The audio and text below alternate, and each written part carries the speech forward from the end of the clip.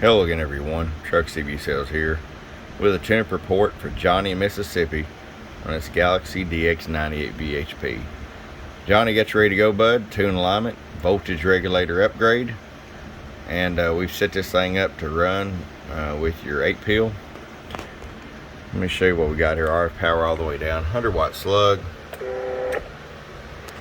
I'm going to reach over here and turn this monitor radio down.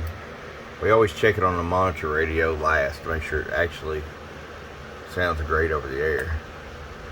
So we got you at 4 watts all the way down, Johnny. That way you get full adjustability. And of course, right at 40 all the way up, which would be great for the barefooted side. Let's go over here, 250 watt slug and peak, 100 watt and average.